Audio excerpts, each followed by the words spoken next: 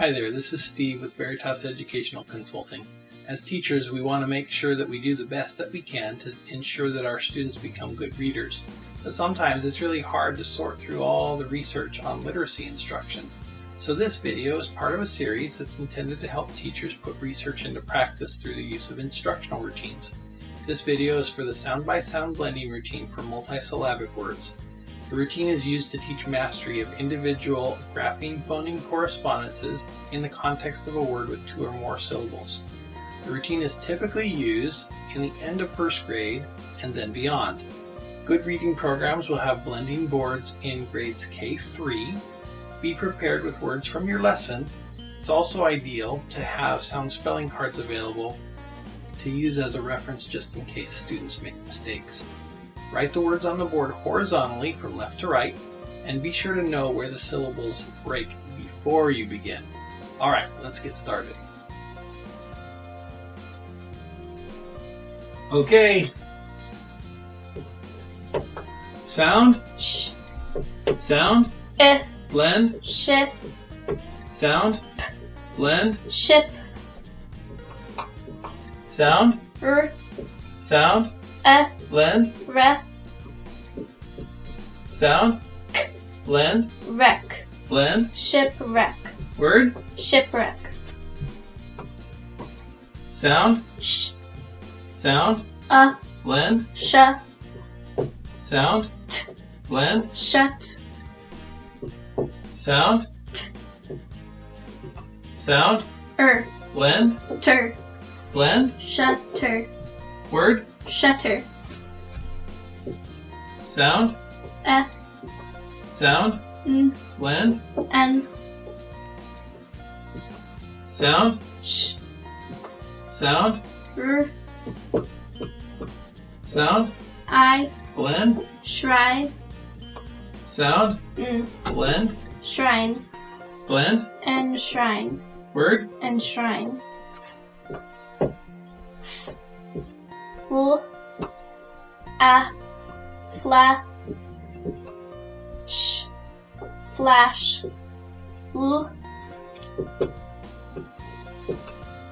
I. Lie. T. Flashlight. Flashlight. R. I. Rit. T. Rit. T. E. Te.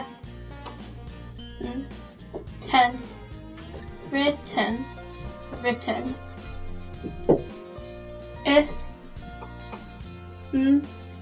M. Or. More. T. A. Ta. L. Tal. Immortal. Immortal. K. A. Ka. N. Con. S. A. Sa. L. T. Salt. I. N. Ing. Consulting. Consulting. L. E. Lead. D. Lead.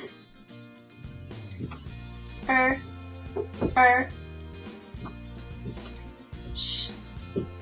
I. Ship. Ship. Leadership. Leadership. I. N. T. R. Open syllable. O. Tro. D. A. Duck. Duck. Final stable syllable. Shun. Introduction. Introduction. Good job. The sound-by-sound blending routine for multisyllabic words follows the basics of the sound-by-sound blending routine for single-syllable words. Point to individual graphemes, use 2 or 3 fingers for digraphs and trigraphs respectively. Blend through the vowel for each individual syllable. When you complete the syllable, blend through the whole syllable. Open and closed vowel spellings are when you use the single letters A, E, I, O, and U to produce a vowel spelling. When single letter vowel spellings are used, students should assume it's a closed syllable with a short vowel sound, unless they have a cue that it's an open syllable. For example, in the word consulting, the suffix ing is a closed syllable, and the student should learn it as such. Even though some people are tempted to pronounce it as a long E, students should pronounce it as it.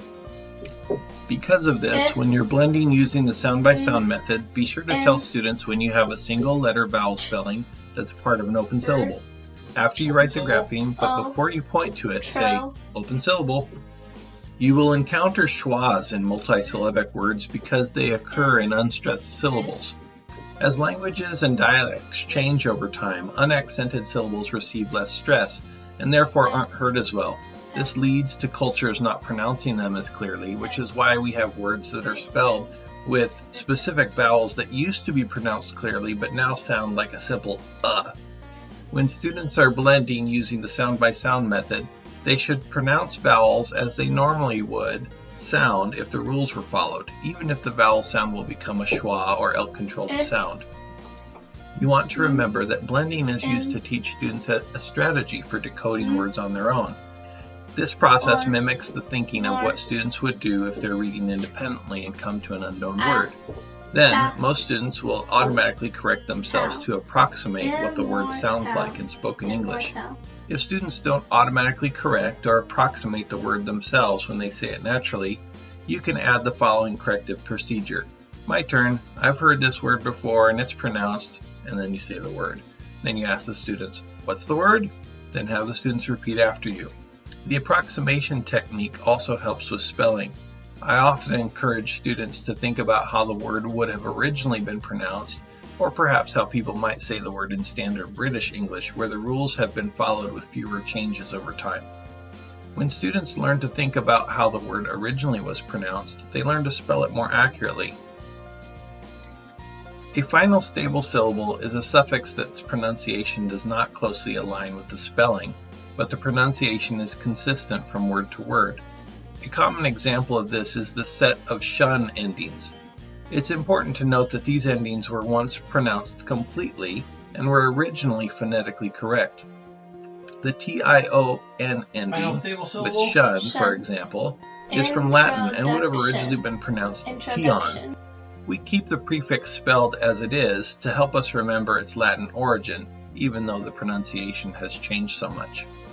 When you encounter a syllable such as shun or chur, spelled T-U-R-E, that would be difficult for students to approximate, it makes more sense to simply tell them it's a final stable syllable to remind them how to pronounce it, but try to reserve this as a last resort.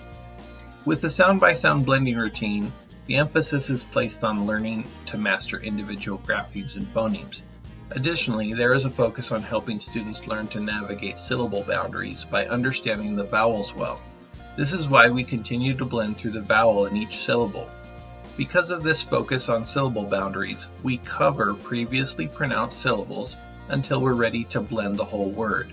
This enables students to focus on just one syllable at a time to avoid visual distraction. In this video, we focused on the sound-by-sound blending routine for multisyllabic words. It's an evidence-based routine that is useful for helping students to master individual grapheme-phoneme correspondences in the context of a word with 2 or more syllables. By having a clear cueing system that provides careful scaffolding around vowel types and syllables, you give students the structure they need to focus their attention on learning how to be effective decoders. If you'd like to learn more, please watch my other videos or drop me a note. Thanks for watching. Have a great day.